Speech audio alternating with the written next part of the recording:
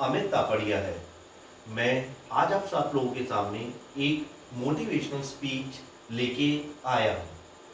यदि आप लोगों में से किसी को भी ये लगता है कि किसी शारीरिक या मानसिक कमजोरी के कारण आपकी तरक्की में रुकावट आ रही है, आप तरक्की नहीं कर पा रहे हैं, तो आप ये वीडियो लास्ट तक जरूर देखिएगा। इस वीडियो को देखने के बाद में आपको अपने जीवन में इतनी प्रेरणा जरूर मिलेगी कि आप अपने गोल्स को प्राप्त कर सकें। बात करते हैं सूरदास जी की। सूरदास जी हिंदी के एक प्रमुख साहित्य कवि हुए, जो जन्म से अंधे होने के बावजूद भी हमारे देश में उन्होंने काफी सारी कृष्ण भक्ति से रिलेटेड कविताएं लिखी।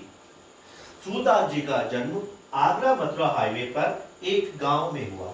जब वो बड़े हुए और कविता पाठ करने लगे, कृष्ण भगवान के सत्संग करने लगे, तो उनके गांव के लोगों ने उन्हें कहा कि वो किसी मंदिर पर चले जाएं और वहां जाकर कृष्ण भक्ति, कृष्ण की उपासना करें। आप सब लोग भी मथुरा वृंदावन गए होंगे। आप लोगों ने देखा होगा कि मथुरा वृंदावन में कृष्ण भगवान के बहुत सारे मंदिर हैं। सूरदास जी उन मंदिर में रहने लगे और वहां पर सत्संग करने लगे। कहते हैं सूरदास जी की भजनों में इतनी शक्ति थी कि जब वो भजन का काम करते थे, जब वो भजन गाते थे, तो भगवान कृष्ण खुद उनके पास में आकर बैठ जाया करते थे। कृष्ण भक्ति में इतने अनन्य होने के कारण जब भी पुजारी भगवान कृष्ण का किसी भी प्रकार से श्रृंगार करते, तो वो उसे बता देते थे कि अभी भगवान का आपने क्या श्रृंगार किया है। जब भी पुजारी रोज करते, वो रोज कृष्ण भगवान की बताते कि आज आपने उनका क्या श्रृंगार किया है। एक दिन पुजारी को ये शंका हुई, तो उन्होंने सूरदास जी से पूछा कि महाराज, आपकी तो आंखें ही नहीं है, तो आपको ये कैसे दिखाई देता है कि आज हमने क्या श्रृंगार किया है। तब सूरदास जी ने पुजारी जी को कहा कि मेरी तन की आंखें नहीं है तो क्या हुआ, मैं अपनी मन की आंखों से भगवान के दीदार कर लेता हूँ और उसी से आंखों से देखकर मैं तुम्हें ये बताता हूँ कि आज तुमने भगवान का क्या श्रृंगार किया है।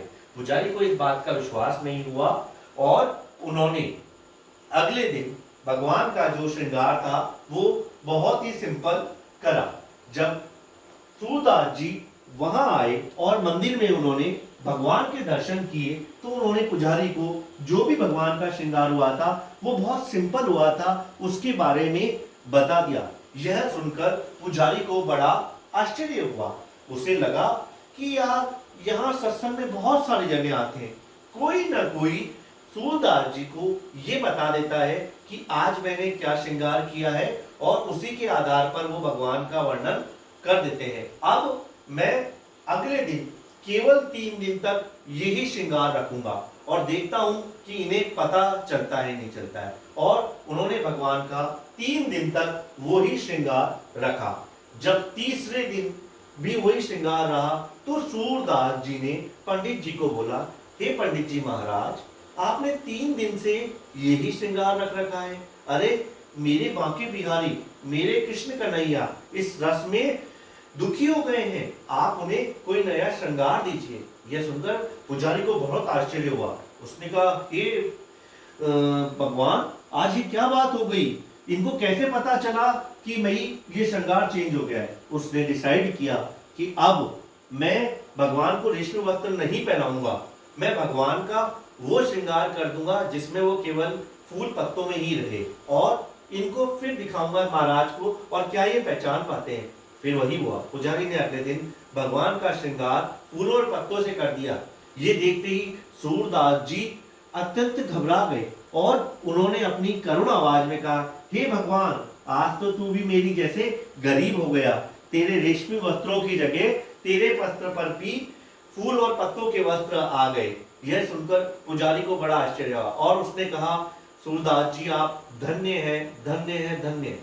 सूरदास जी के इस चरित्र से हम सबको ये प्रेरणा मिलती है कि जब वो जन्म से अंधे होकर कई काव्य रचना कर सकते हैं, अपने प्रभु की इतनी भक्ति कर सकते हैं और अपने प्रभु को आंखें नहीं होते हुए देख सकते हैं, तो हमें अपनी जो नॉर्मल छोटी मोटी शारीरिक और मानसिक तकलीफ है उसको दूर कर देना चाहिए, अपने आप को स्ट्रांग करना चाहिए और स्ट्रांग दिल से उठकर जो लक्ष्य हमें प्राप्त करना है, हमें उस लक्ष्य को प्राप्त करने के लिए आगे बढ़ जाना चाहिए। तो मैं आप सबको ये कहूंगा कि सूरदास जी के चरित्र से शिक्षा लें और जो भी चीज आप जीवन में प्राप्त करना चाहते हैं उसे प्राप्त करने के लिए आगे बढ़ जाएं।